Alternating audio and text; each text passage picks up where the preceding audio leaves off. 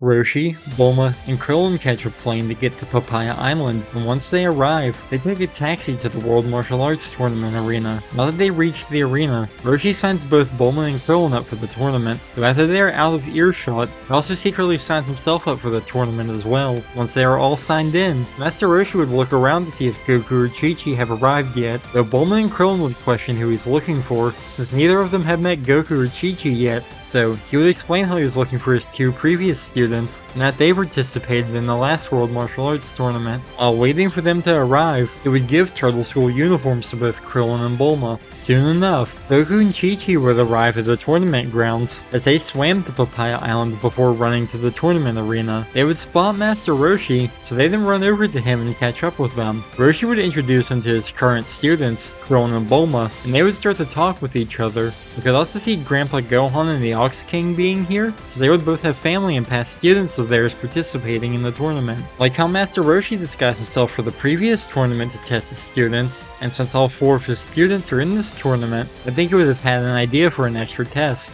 He would have asked his previous students, the Ox King and Gohan, to disguise themselves and join the tournament as well.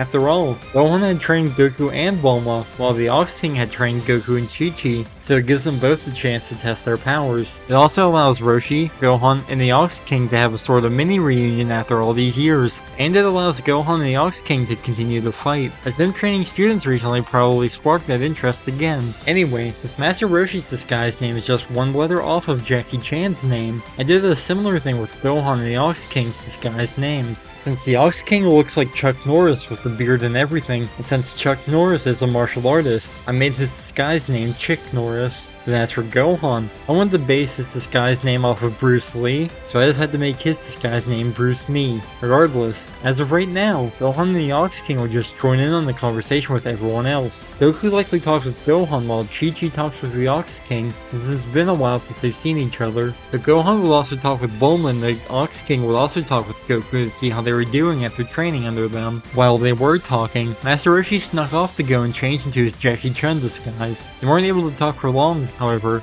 as it was announced that the preliminaries were about to begin, so they all made their way towards the area where the preliminaries were being held. After everyone else left, this is when Gohan and the Ox King would go to disguise themselves before making their way towards the same area as everyone else. As a brief side note, before getting to the preliminaries, I changed the main tournament slightly to make it a more interesting tournament, just like I did in the last tournament video. Since Master Roshi had 4 students in this timeline, they and Roshi would take up half of the tournament roster. To make it more interesting, I expanded the tournament by 1 round just like I did in the last video. This way, there are 16 finalists, and it keeps more of the fighters we've seen in the original tournament present in this timeline. Also, before getting into the tournament, I briefly wanted to discuss their power levels. Normally, from running around the world between the 21st and 22nd World Martial Arts tournaments, Goku's power receives about a 1.42 times boost. So that was with him running around the world for 3 years, so that means his power received about a 1.14 times boost per year. Since there were 5 years between the 20th and 21st World Martial Arts Tournament, he'd receive about a 1.7 times boost instead. This raises his power level from 48 up to 82.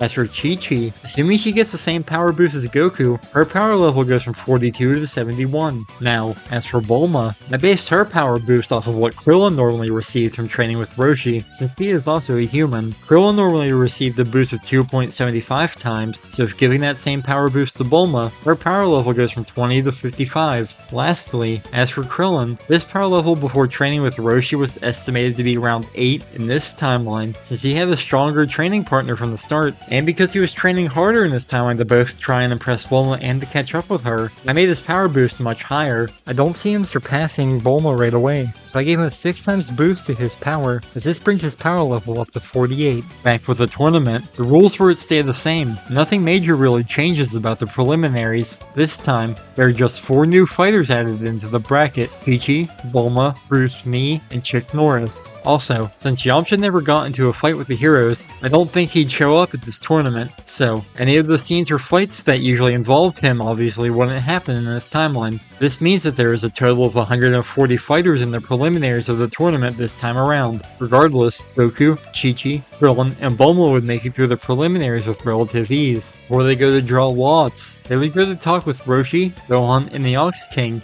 as they would have to keep up the act of being spectators. After talking with them for a bit, they then go to draw lots. With the way I set up the bracket, the octo-final round was as follows. Match 1 is Babaski / Fighter 69 versus Chick Norris. Match 2 is Chi-Chi versus Lang Roshi / Fighter 83. Match 3 is Krillin versus Bacterian. Match 4 is Jackie Chun versus Fighter 97 / Yawara Bear. Match 5 is Fighter 40 versus Bruce Mee. Match 6 is Great Lee versus Bulma. Match 7 is Nam versus Ranfan. And Match 8 is Goku versus Goron. With the lots drawn, Fighter 69 / Babaski and Chick Norris would enter the ring. While both of these fighters are big in size, Chick Norris would have a huge power advantage over a normal fighter like Babaski, so even though they do get caught up in a grapple struggle at first, Chick Norris is easily able to lift up Babaski and throw him out of the ring. Once Babaski is declared to be eliminated, Chick Norris exits the ring. This brings us to the second fight, which is between Chi-Chi and Fighter 83 / Lang Roshi. All that's known about her opponent is that he uses a fighting style called Lion Style Kempo. Unlike what he did with Goku, he might not think her stance is as poor defensively as Goku's was. After all, she was also trained by the Ox King in this timeline, so she likely learned how to have a better defensive stance from him. Regardless, she would easily win this fight against her opponent, but she'd be able to dodge all of his hits before knocking him out of the ring. Then for the third fight of the first round, it's between Krillin and Bacterian. Even with Krillin being stronger than usual, this fight would go roughly the same at first. After all, the stench of Bacterian would seemingly still be getting to him. When he was eventually down on the ground and being stomped on by Bacterian, even though he doesn't know him well in this timeline, Goku would still likely tell him it's all in his head, as he doesn't have a nose. Once Krillin realizes that he's right, he then easily defeats Bacterian. Instead of passing gas in his face like he normally did, he'd likely just knock him out of the ring, but Krillin would be trying to avoid doing gross or embarrassing things in front of Bulma. Between this fight and the next, Krillin would go and thank Goku for his help. And between all of the fights, I see Goku and Chi-Chi talking with Krillin and Bulma, thus getting to know them better in the process. So, they likely would all be friends by the end of the tournament, though since it hasn't been that long yet, Goku and Krillin will not have their best friend relationship yet. Regardless, the fourth match of the tournament is between Jackie Chun and Fighter 97 / Yawara Bear. However, this fight would be easily won by Jackie Chun, as in the manga, Krillin easily defeated Fighter 97, so Jackie Chun would have an even easier time with knocking him out of the ring. Also, something to briefly mention is that without Yamcha there, he wouldn't be pestering Jackie Chun throughout the tournament by insisting that he's Master Roshi. The fifth match would be a fast fight just like the last one, as it is between Fighter 40 and Bruce Mee. Fighter 40 was the fighter in the anime who was an anthropomorphic blue wolf. Regardless, he wouldn't stand a chance against Bruce Mee, so he's easily kicked out of the ring. Then as for the sixth match, it includes another Bruce Lee impersonator, as it is between Great Lee and Bulma. Great Lee likely lands some hits at first, but just like when he fought Krillin, these attacks will not hurt her with how strong she is in this timeline. So after she gets up and goes to fight back, he gets frightened and forfeits. The seventh match is between Nam and Ranfan, which it would go the same as it usually did. Before their fight begins, Roshi would still learn that Nam was there to get water for his village. Regardless, once the fight does begin, Ranfan would still try fake crying and using her charms against them. Though once they no longer work, she still resorts to stripping down to her underwear. However, in order to defeat her, Nam still closes her eyes and knocks her out in one hit. This brings us to the eighth and final match of this round, which is between Goku and Goron. Goku being more responsible in this timeline, he wouldn't fall asleep before the fight, so they don't have to find him and drag him to the fight like Krillin normally did. Also, with Goku being far stronger than he normally was this time, Goron wouldn't be landing any hits on him. Since he is much stronger and has his tail from the beginning, he's easily able to break out of Goron's merry-go-round gum right after he uses it. Even though Goron can fly, with Goku's superior speed and strength in this timeline, he'd be able to kick Goron out of the ring and onto the ground before he can fly back into the ring. So, this brings us to the second round of the tournament, which is the quarterfinals. The matches for the quarterfinals are as follows. The first match is Chick Norris vs Chi-Chi. The second match is Krillin vs Jackie Chun.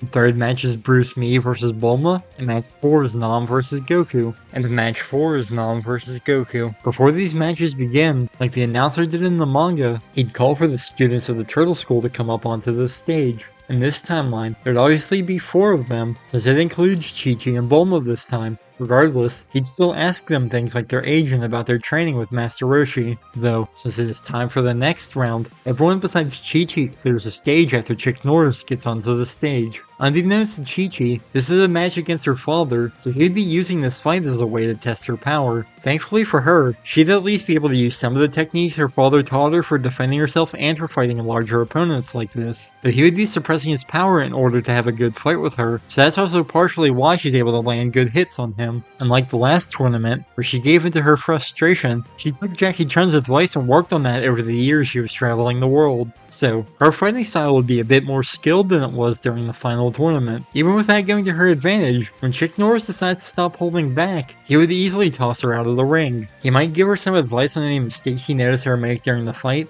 or he might also give her advice on how to escape grabs like the one he used to eliminate her with. For the next match of this round is between Krillin and Jackie Chun, which, this fight likely wouldn't go much different than it normally did in the manga. About the only major difference is that since Krillin is stronger in this timeline, Jackie Chun would have to use more of his power. The only minor difference is that he might not throw out a pair of panties as a distraction like he normally did, especially if he's still trying to look good in front of Bulma. Regardless, their match still ends with Krillin getting reckless and attacking desperately, so this makes it so that he easily plays into Jackie Chun's hand, thus causing himself to get knocked out. The next match of this round is between Bruce Mee and Bulma, so they both enter the ring. Despite her intelligence, even Bulma didn't seem to see through Jackie Chun's disguise in the manga, so I doubt she'll notice that Bruce Mee is actually Gohan in disguise. Just like with Chick Norris suppressing himself against Chi-Chi, Bruce Mee would suppress himself against Bulma. This would allow her to get some hits on him. Since she's still generally new to fighting in comparison to Roshi's other students, she wouldn't have nearly the same level of strategic knowledge for fights yet. So since they're all children, even his other students aren't masters of that yet. Regardless, it would be a good fight, but she would have improved a lot since the days where she traveled around the world with Gohan, so he would still be impressed by her newfound skills in fighting. He does still knock her out of the ring, as he then gives her advice on continuing to develop her knowledge of fighting strategically. After they exit the ring, this brings us to the last match of this round. This match is between Nam and Goku, and while their fight might start off similarly, that wouldn't last for long. In the original series, I've seen it estimated that Nam had a power level of around 25, while Goku had a power level of around 26. So, they were around evenly matched at this time. In this timeline, though, Goku would be far above Nam in power, so it's way more of a one-sided fight. Assuming Goku still tries to use his tornado-like technique, since he would be spinning way too fast for Nam to hit him, it still drives him to the edge. With him being stronger and faster in this timeline, though, he manages to knock Nam out of the ring before he collapses from being dizzy. Once Goku recovers from being dizzy, he stands up and exits the ring. Before the next round begins, Jackie Chun would still go to talk to Nam.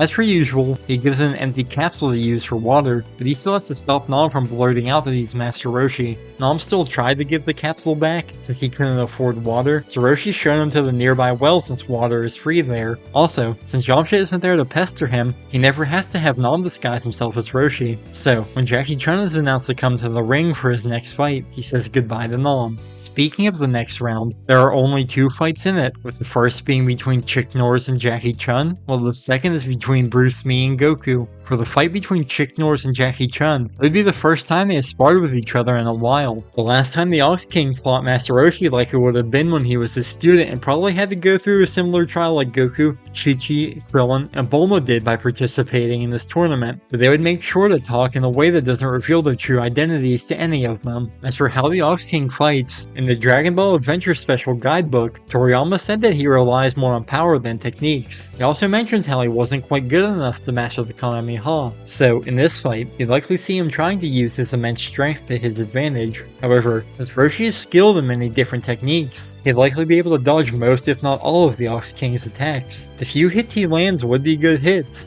but the Turtle Hermit would recover from them. He'd likely resort to using his Kamehameha to knock the Ox King out of the ring. Like he probably did all those years ago, he would give advice to the Ox King that he shouldn't only rely on his brute strength to win him fights. It could be useful for him to train his intelligence and try to learn techniques besides ones that are just about strength. Then as for the next match, it's between Bruce Mee and Goku, so they enter the ring. This fight would likely be similar to when Grandpa Gohan and Goku fought in the Fortune Teller Baba Saga, but with 2 major differences. First, Goku is weaker than he was at that time, while Grandpa Gohan is likely the same strength he was at that time, so it's a tougher fight for Goku from the start. Second, though, is that Goku's tail wouldn't be a weakness Grandpa Gohan could exploit like he did in that fight, since he was trained by Gohan for longer in this timeline, he likely helped Goku get over that weakness far before he sent him off to train with the Ox King and Master Roshi. After all, it was Gohan who gave him the advice to train that weakness. Regardless, like Gohan did in their fight during the Fortune Teller Baba saga, he would suppress himself to have a better fight with him. Since Gohan relies on using techniques more than the Ox King, this would likely be a fight where it comes down to who has the better techniques. Which, with how much experience Gohan has in comparison to Goku, that would obviously be him. This match likely ends with them having a beam struggle, as they both can use the Kamehameha. Though with Gohan being stronger than Goku and with him having had more time to master the Kamehameha,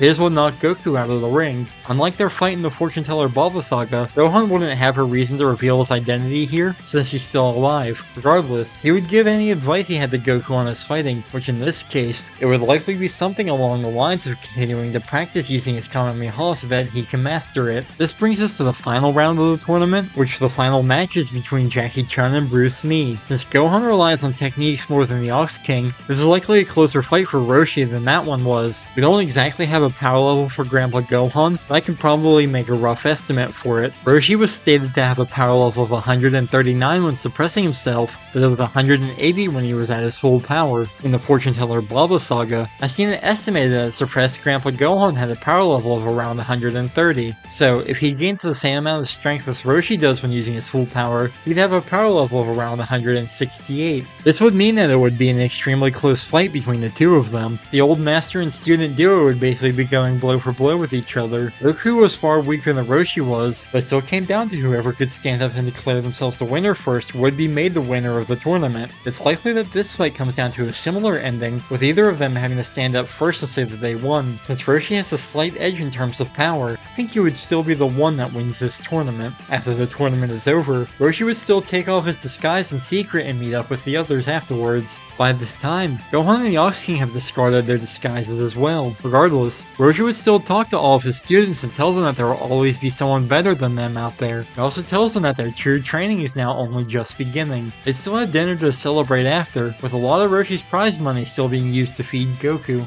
It's not as big of a deal to him this time, since he got to keep the prize money from the last tournament. Normally, after they had dinner, Goku would go to search for the 4-star Dragon Ball. In this timeline, he doesn't have that connection to it since Gohan is still alive. So, when Roshi asks what he plans to do, he might decide to go and run around the world again. However, Roshi might have a suggestion for him before he goes to do that. Since Goku has already done the training of running around the world before, I could see Roshi suggesting him to seek out Master Korin. After all, that might be the logical next step for him, since that's what Roshi himself did when he was younger. Goku would thank Roshi for this advice, and that's what he decides to do, though he does still plan to run around the world after he finishes training with Korin. As for Chi-Chi, I likely see her choosing to go with Goku on his next adventure. And as for Bulma, this is where some people might disagree with me. Even though she learned how to fight in this timeline, I don't think she would purposely continue to seek out fights and joining tournaments like the others would. However, since she still has her adventurous side, and did express an interest in continuing to go on adventures in the original series during the Red Ribbon Army saga, I could see her deciding to run around the world as well just so she could explore the world. Lastly, as for Krillin, he normally chose to stay at Kame House for the time being, but with him trying to impress Bulma in this timeline, when he hears that she is going to go on this adventure around the world, he'd decide to go with her, too. Anyway, after Goku says his goodbyes to Master Roshi, Grandpa Gohan, and the Ox King, he would prepare to leave with the others. While Goku could use his flying Nimbus, he'd probably choose not to, so he'd run alongside the others. Also, Roshi might temporarily confiscate Bulma's capsules until the next tournament, so that she can't rely on them and has to run around the world like the others. Even if she doesn't plan to participate in that tournament, she'd likely show up as a spectator, so that's when Roshi would plan to give her capsules back to her. So, Goku, Chi-Chi, Krillin, and Bulma then leave as they start their journey around the world, though they likely split into groups of two, as Goku would be going to look for Korin, and Chi-Chi would be following him. Since Bulma doesn't completely have that same desire to keep training and getting stronger, she would just be going out for the sake of going on an adventure. This means that she wouldn't be going to train with Korin, and Krillin would likely choose to tag along with her instead. They say their goodbyes to each other, though, as they then go their separate ways.